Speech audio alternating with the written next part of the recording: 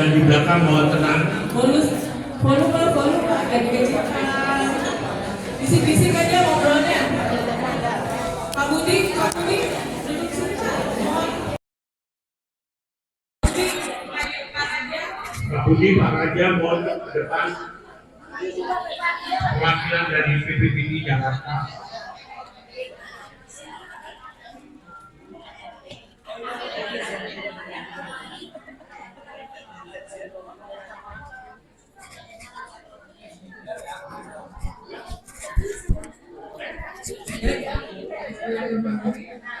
Teman-teman, sambil menunggu yang MCQ dan mengisi data, kita juga sambil mulai. Nanti setelah itu juga akan ada asistensi dari teman-teman KPP.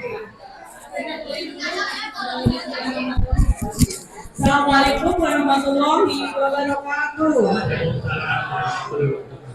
Ini yang terhormat Bapak Danang dan teman-teman dari KPP Bekasi Barat ya, KPP Bekasi Barat, kemudian dari Departemen Keuangan dari Divisi Pajak Bank Indonesia, ini ada Mbak Karin yang akan pagi ini akan memberikan sharing terkait dengan cara pengisian kontak. Jadi nanti setelah ini kita langsung praktek untuk cara mengisi dan melapor, karena dari teman-teman KPP membawa teman-teman cukup banyak, sekitar 8 orang yang akan membantu Bapak Ibu sekalian untuk mengaktifkan kontaknya dan sekaligus membantu untuk mengisinya. Mungkin sebelum kita mulai, boleh dong saya pantun satu aja ya, boleh ya? Saya pantun. Jangan lupa cakep. Pagi-pagi minum jamu. Cakep. Jangan lupa makan roti. Cakep. Belajar kontak pelan-pelan dulu, yang penting paham dan tidak pusing nanti. Cakep. Pusing ya.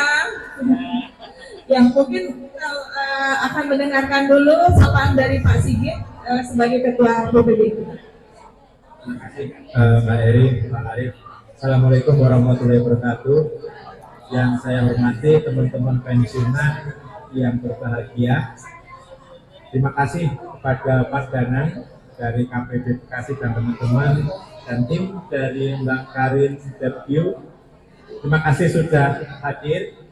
Awalnya kami sebenarnya merasa minder Pak, Mbak, kalau sudah pensiun kok masih ngerecokin Bank Indonesia dan kantor pajak. Sebenarnya begitu, tapi alhamdulillah teman-teman semangat untuk bisa menghadirkan narasumber yang sangat kompeten sehingga nanti dalam pengisian itu tidak terjadi kesalahan ya. Karena terus terang Cortex ini menjadi sesuatu yang dalam tanda kutip kalau saya menakutkan ya, karena sistemnya baru yang dulunya semuanya bisa diisi, sekarang dengan Cortex ini ujung-ujungnya selisih Pak. Jadi karena selisih itulah kami takut.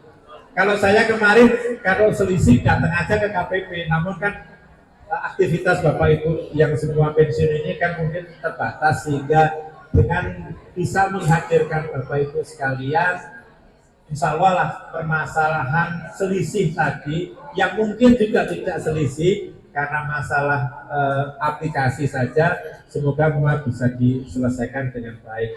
Tanpa berpanjang lebar, silahkan teman-teman semua nanti ditanyakan. Alhamdulillah kita juga bersyukur ada asistensi. Saya pikir cuma sosialisasi saja, tapi ini ada asistensi sehingga semuanya bisa diselesaikan hari ini. Semoga bisa semuanya tuntas dan kita pulang pun juga tidak dalam bentuk tanda tanya kembali. Terima kasih sekali lagi kepada teman-teman dan kepada Pak Danang dan tim dan kepada Mbak Karin atas usahanya untuk datang ke Bekasi, terutama Mbak Karin. Kalau Pak Danang dan sekitarnya kan kami tahu dari Bekasi, berarti sama-sama lah wilayah Bekasi. Baik, assalamualaikum warahmatullahi wabarakatuh. Terima kasih Pak Sigit. Nanti kita akan mendengar penjelasan dari tim asistensi dari KPP Bekasi. Sebenarnya ada satu harapan saya, kan kita itu semua pensiunan, hanya single, hanya terimanya hanya manfaat pensiun, tidak terima manfaat lain, tidak terima penghasilan lain. Usia kita rata-rata sudah di atas 70 tahun. Bisa enggak kita dijadikan wajib pajak non efektif? supaya nggak perlu lapor lagi. Kalau ketentuannya sekarang non efektif itu adalah kalau penghasilan yang kita terima di bawah pajak tidak kena pajak, penghasilan tidak kena pajak, yaitu 70 juta. Kalau sebenarnya kalau syarat itu ditambah usia sudah 70 tahun, hanya satu penghasilan, susah ngisi kortek, tapi nggak apa-apa. Kami persilakan dari teman-teman dari KPP Bekasi. Monggo, silakan sebenarnya atau Mbak, Mbak dari Depko beri dulu lah, silakan. Baik, terima kasih Pak Arif. Selamat pagi Bapak Ibu. Luar biasa, ini saya senang sekali bisa berada di sini bersama dengan senior-senior saya yang saya hormati dan banggakan. Baik Bapak Ibu, memang izin mungkin langsung saja ya, karena udah pada pengen belajar gitu ya tentang Hortex ini. Mungkin sebagai pengantar, saya Karina dari Departemen Keuangan Divisi Pengelolaan Pajak. Ingin menanya dulu nih kepada Bapak Ibu, di sini mungkin selama ini yang lapor pajaknya masih hard copy langsung ke KPP, boleh angkat tangan? Yang lapor pajaknya masih pakai berkas hard copy, Bapak Ibu, izin. Yang langsung ke KPP masih banyak selama ini? Oh, belum lapor Pak. Kalau yang tahun-tahun sebelumnya gimana Bapak Ibu? Oh, pakai hard copy ya? Ada yang udah online? Ada juga beberapa yang sudah online. Nah, mungkin pertanyaan-pertanyaan ini izin nanti kita bisa sampaikan ke KPP. Apakah Bapak Ibu yang masih hard copy ini masih bisa datang langsung gitu atau memang sudah harus aktivasi gitu? Baik, untuk itu langsung saja kami undang Bapak Danang selaku Kepala Seksi Pelayanan dari KPP Bekasi Barat. Selamat Pak.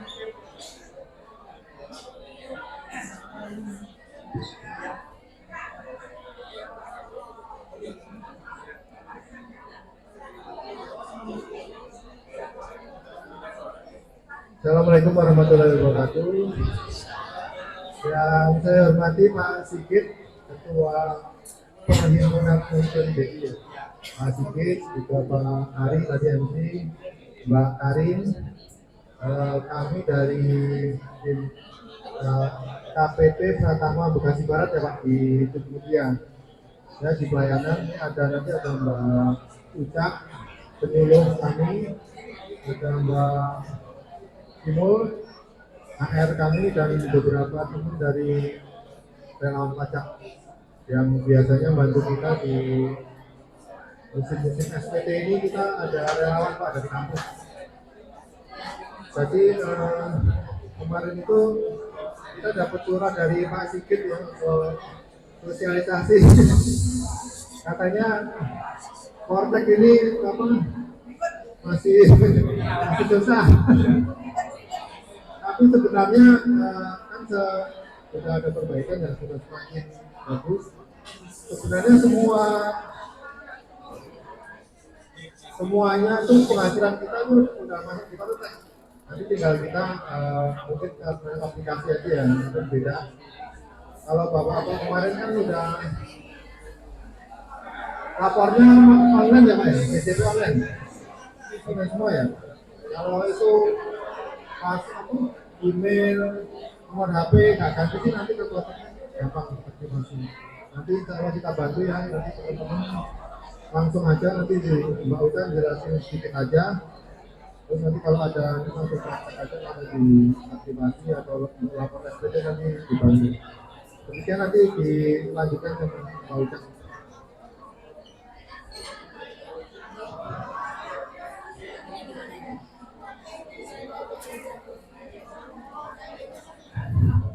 Baik, Assalamualaikum warahmatullahi wabarakatuh.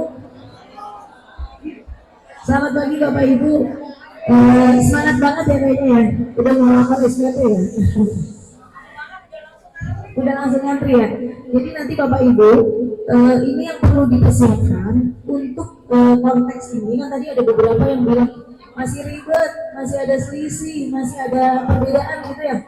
Ada juga yang boleh nggak kalau misalkan NE gitu, atau penghasilan saya masih di bawah PTKP nih, atau bisa juga ada yang di atas PTKP tetapi hanya dari uang pensiunan aja, kita nggak ada penghasilan lainnya misalnya. Nah, itu seharusnya kan nihil ya Bapak Ibu ya. Kalau misalkan masih ada selisih, kita bisa jadi ada yang belum kita isi atau keliru kita isi. Jadi harusnya kalau hanya kita menerima penghasilan dari manfaat pensiun BI saja, itu seharusnya nihil Bapak Ibu. Dan di sini nanti ada dua ini ya Bapak Ibu, dua perbedaan. Yang satu masih manual. Manual tuh apa sih? Manual tuh kita menggunakan formulir SPT. Jadi kalau kita sebelumnya belum pernah online sama sekali, itu masih bisa menggunakan manual. Cuman kalau manual isinya banyak banget Bapak Ibu. Mungkin plusnya Bapak Ibu nggak ribet di aplikasi gitu ya. Tapi minusnya Bapak Ibu harus ngisi formulir yang sangat banyak. Ada kira-kira 7 atau 8 lembar. Ini yang pertama. Tapi yang kedua, kalau Bapak Ibu sebelumnya sudah pernah menggunakannya online gitu ya, laporannya online lewat DJP online. Kalau lewat DJP online, nanti tahun ini nggak bisa manual. Artinya kita lapor langsung dari Cortex, langsung dari web. Dan itu sebenarnya kalau aplikasinya lancar, website lancar, kita enak gitu ya. Bisa langsung kerjanya dengan cepat walaupun mungkin agak banyak pengisiannya dibanding DJP online. Jadi lebih detail ya Bapak Ibu ya. Mungkin Bapak Ibu di sini sebelumnya ada yang lapor tahun sebelumnya pakai DJP online nggak? Banyak ya? Lebih banyak yang pakai DJP online? Coba yang pakai DJP online bisa angkat tangan? Oh ya udah baik. Kalau banyak ini ya lebih enak ya. Nanti Bapak Ibu, kalau misalkan Bapak Ibu sebelumnya menggunakan DJP online dan masih ingat untuk email dan nomor handphonenya, nanti bisa ke sebelah kanan Bapak Ibu ya. Di sebelah kanan ada petugas untuk langsung pelaporan bagi Bapak Ibu yang email dan nomor handphonenya masih ingat nih yang DJP online. Tapi bagaimana kalau misalkan yang lupa? Nanti bisa dibantu sama petugas yang sebelah kiri Bapak Ibu ya. Di sana ada nanti akan membantu untuk mengupdate data email ataupun nomor handphone. Itu dulu, karena untuk bisa login Cortex kita harus punya akunnya dulu. Punya akunnya. Ketika kita punya akunnya, baru nanti Bapak Ibu bisa login Cortex-nya dan bisa melaporkan. Cuman yang perlu dipersiapkan email ya Bapak Ibu ya. Email yang aktif, nomor handphone yang aktif. Kalau untuk bukti potong nanti bisa kita download dari website itu, dari Cortex-nya sendiri. Boleh Bapak Ibu, boleh Pak. Kalau Pak, yang penting data-datanya ada ya Pak, untuk email dan nomor handphone. Nanti kita bantu. Jadi ada dua ini ya Bapak Ibu, dua pelayanan ya Bapak Ibu. Sebelah kiri Bapak Ibu untuk yang lupa email dan lupa lupa nomor handphone. Sebelah kiri kita bantu untuk update dulu. Untuk yang Bapak Ibu, saya masih ingat email dan nomor handphonenya, bisa langsung lapor gitu. Boleh Bapak Ibu di sebelah kanan ya. Oke, baik. Boleh dulu Mas. Next. Nah nanti Bapak Ibu, ini persiapannya ya, persiapan untuk login Cortex Bapak Ibu. Ini hanya untuk Bapak Ibu yang sebelumnya sudah menggunakan online, ataupun misalkan yang sebelumnya kita masih manual nih, saya mau online aja deh, biar gampang, gak usah ngisi formulir gitu. Boleh banget, nanti ke sebelah kiri ya. Pokoknya untuk Bapak Ibu yang mau update email, nomor handphone, ataupun kendala-kendala terkait error bisa di sebelah kiri dulu, baru nanti dibantu pelaporannya. Kalau yang udah siap langsung di sebelah kanan ya Bapak Ibu. Nanti untuk tampilannya seperti ini Bapak Ibu. Tampilannya seperti ini. Bagi wajib pajak yang sudah terdaftar di DJP online bisa langsung pilih lupa kata sandi. Jadi Bapak Ibu langsung pilih aja lupa kata sandi. Untuk yang email dan nomor handphonenya masih aktif dan ingat ya Bapak Ibu, tidak ada perubahan artinya. Jadi bisa kita langsung klik lupa kata sandi. Boleh. Nah, setelah kita pilih lupa kata sandi, nanti kita akan mengisi. Di sini masih persiapan untuk yang DJP online ya Bapak Ibu. Kalau misalkan kayak, aduh dulu lupa emailnya apa, bisa login dari DJP online dulu Bapak Ibu. Di DJP online, ketika lupa kata sandi dia akan memunculkan email yang tersensor. Misalkan namanya melagi@gmail.com. me@gmail.com. Itu untuk mengetahui email yang kita gunakan sebelumnya apa. Seperti itu. Boleh next. Nah, setelah sudah kita isi, dia akan ada kode verifikasi ya Bapak Ibu. Kode verifikasi ke email. Nah, nanti akan masuk ke email, kemudian ada verifikasi, kemudian lanjut, next. Nah, nanti ketika udah login di DJP Online, ini masih DJP Online ada Bapak Ibu. Ketika udah login di DJP Online, ada di menu informasi, di situ ada keterangan email dan nomor handphone. Jadi itu yang ibu gunakan ya, email dan nomor handphone. Kalau misalkan, aduh email saya udah nggak aktif nih, saya udah pakai email baru seperti apa. Nah kalau misalkan itu nanti bisa dibantu di sebelah kiri Bapak Ibu ya. Kita update email Bapak Ibu yang ada di handphonenya yang aktif. Ataupun misalkan nomor handphonenya juga udah berubah, boleh juga nanti di update juga, baru kita bisa login konteksnya dan kita bisa melaporkan SPT. Jangan khawatir Bapak Ibu kalau misalkan seperti yang Pak Sigit sampaikan ya tadi saya ada selisih gitu. Nah, kalau selisih ini bisa jadi dua nih Pak. Bisa jadi kita di sini ada yang belum selesai kita isi semua, ataupun yang kedua penghasilan kita bisa lebih dari satu. Misal kita ada juga di kalau yang lagi ramai sekarang kita nabung investasi di DSI gitu ya Pak. Dana Syariah Indonesia yang sedang kasus. Nah kita ada nabung di sana, kita dapat juga bunganya. Nah itu kan atas bunganya kita dapat penghasilan tambahan dari situ, ataupun penghasilan tambahan lainnya. Nah itu bisa jadi ada selisih juga. Cuman kalau udah dipotong dari tempat sananya dengan potongan yang sesuai, biasanya hasilnya nggak ada selisih.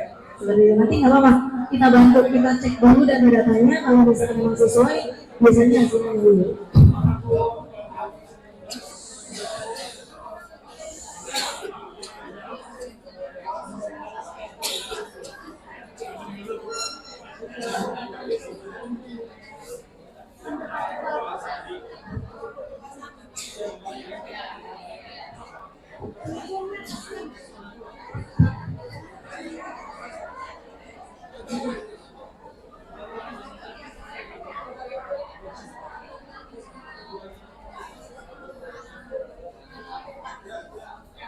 Mohon izin Bapak Ibu. Baik, setelah sudah kita pastikan di DJP Online, barulah kita mulai di website vortexdjp.pajak.go.id. Nah, di sini Bapak Ibu, jika Bapak Ibu tadi masih ingat untuk email dan nomor handphonenya, Bapak Ibu tinggal pilih aja lupa kata sandi, masukkan ID pengguna. ID pengguna adalah NIK Bapak Ibu atau KTP ya, nomor induk kependudukan. Input 16 digit di ID pengguna, kemudian untuk tujuan konfirmasi pilih yang surat elektronik. Nanti Bapak Ibu tinggal ketikkan saja emailnya. Jika di situ tidak muncul emailnya, biasanya kan muncul di bintang. Kalau misalkan nggak muncul, Bapak Ibu bisa langsung ke loket sebelah kiri Bapak Ibu ya, bisa langsung di sana dibantu. Karena apa? Karena bisa jadi namanya datanya berbeda, ataupun Bapak Ibu dulu belum pernah pemadanan NIK, jadi tidak otomatis datanya terintegrasi, sehingga harus kita bantu untuk aktivasi dahulu. Itu di sebelah kiri Bapak Ibu ya. Kalau misalkan tidak muncul, tapi kalau misalkan ketika kita klik surat elektronik dan muncul bintang-bintang emailnya dan masih sama email yang kita gunakan saat ini, nah itu tinggal diketik ulang saja, kemudian masukkan captcha, checklist pernyataan, kemudian kirim. Nah setelah kirim maka akan ada email yang terkirim ya otomatis untuk reset passwordnya Bapak Ibu. Setelah muncul baru kita klik aja yang link warna biru ini untuk mereset password agar kita bisa login di Vortex-nya. Oke, boleh lanjut.